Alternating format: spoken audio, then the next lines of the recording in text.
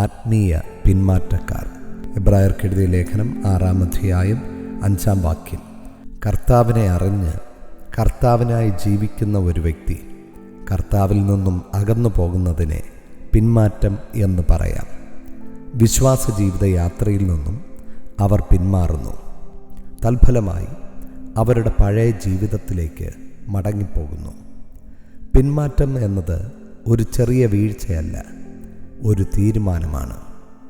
പിന്മാറ്റക്കാർ ഒരിക്കൽ ദൈവിക വെളിച്ചം ലഭിച്ചവരാണ്, ദൈവിക നന്മകൾ അനുഭവിച്ചവരാണ്, പരിശുദ്ധാത്മാവിൽ പങ്കാളികളായവരാണ്, വചനം അറിയുന്നവരും ദൈവസാന്നിധ്യം അനുഭവിച്ചവരുമാണ്. എന്നാൽ വിശ്വാസത്തിലും ദൈവവചനത്തിലും ഉറച്ചു നിൽക്കുവാൻ കഴിയാതെ അവർ പിന്മാറിപ്പോകുന്നു. ഈ ലോകത്തിലെ ചിന്തകളും ധനത്തിൻ്റെ വഞ്ചനയും സ്വസ്നേഹവും എല്ലാം അവരെ പിന്മാറ്റത്തിലേക്ക് നയിക്കുന്നു.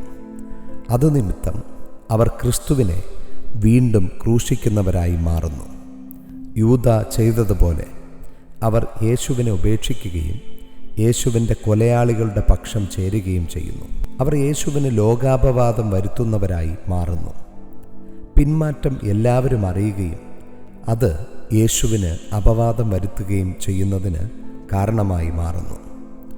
ഒറ്റ വാക്കിൽ പറഞ്ഞാൽ, അറിഞ്ഞ സത്യത്തെ നിരസിക്കുന്നത് വലിയ അപകടം തന്നെയാണ്.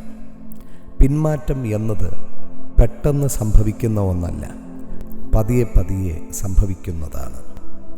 പ്രിയമുള്ളവരെ, സത്യം അറിയുക മാത്രമല്ല, സത്യത്തിൽ നാം ഉറച്ചു നിൽക്കുകയും വേണം. നമ്മുടെ ദൈവം വിശ്വസ്തനാണ്. തന്നോട് ചേർന്ന് നിൽക്കുന്നവരെ താൻ അനുഗ്രഹിക്കുന്നു. ജീവിതത്തിലേത് സാഹചര്യം കടന്നു വന്നാലും കർത്താവിൽ നിന്ന് പിന്മാറിപ്പോകില്ല എന്ന ഉറപ്പും ധൈര്യവും ഈ ദിനം നമുക്ക് പ്രാപിച്ചെടുക്കാം. ആകയാൽ വിശ്വാസത്തിൽ നമുക്കുറച്ചു നിൽക്കാം. ആരംഭിച്ചതുപോലെ അവസാനം വരെയും വിശ്വസ്തരായി നമുക്ക് നിലനിൽക്കാം.